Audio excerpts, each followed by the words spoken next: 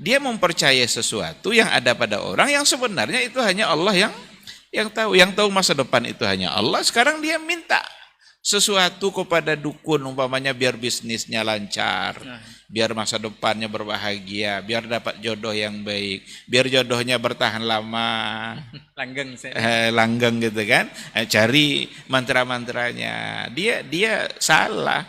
Disampaikanlah perkara itu oleh seorang ustadz yang ternyata perbuatan itu adalah salah, ini dalilnya, ini dasarnya, lalu tidak diterima, tentu sebagai sebuah kesalahan.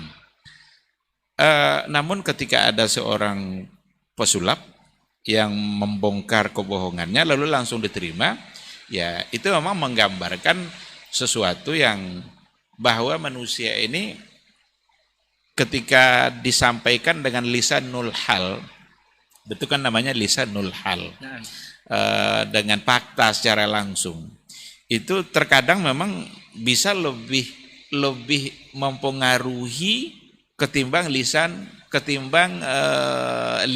gitu. Lisanul hal dengan lisanul maqal. Yang ini lisanul hal, yang tadi lisanul maqal ala para duat. Ya, kita boleh bersyukur juga dengan apa yang sudah dibongkar oleh pesulap itu. Cuma kita juga nggak boleh mau berlebihan. Kita nggak tahu juga tukang sulap ini sekarang siapa ini. Yang jelas ketika ia sudah membongkar itu sebagai satu kesalahan, ya dia sudah membantu kerja Faradai dalam menyampaikan kesalahan-kesalahan yang ada pada dukun-dukun dan paranormal. Karena selama ini memang banyak yang tertipu.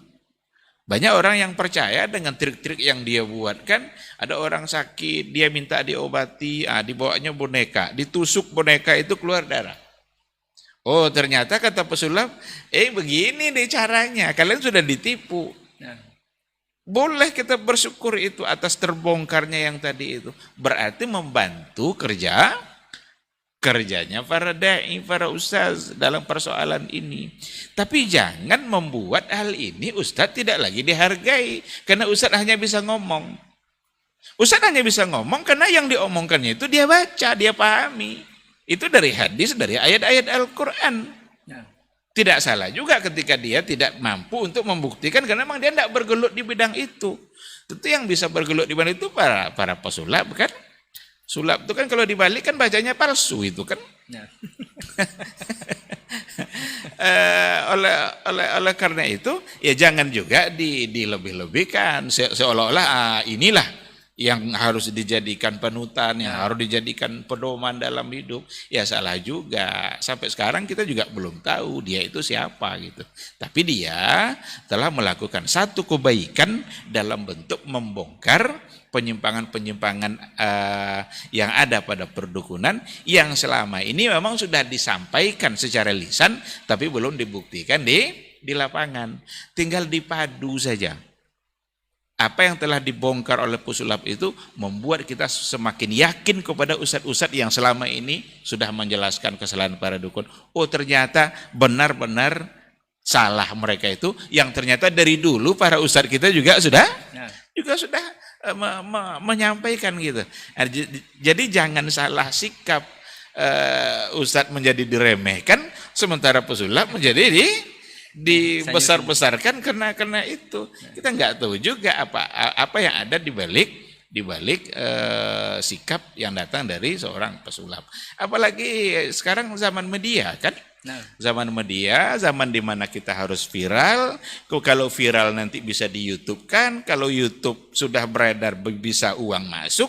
Siapa tahu tujuannya justru adalah komersial. Wallahu alam, kita tidak tahu. Tapi yang jelas pesulap merah itu telah membantu kerja para duat yang selama ini yang memang meminta waspada kepada para dukun karena itu adalah perbuatan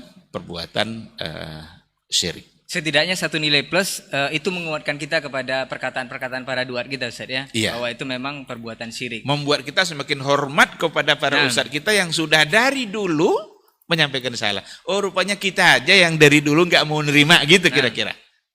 Kok baru sekarang gitu kan?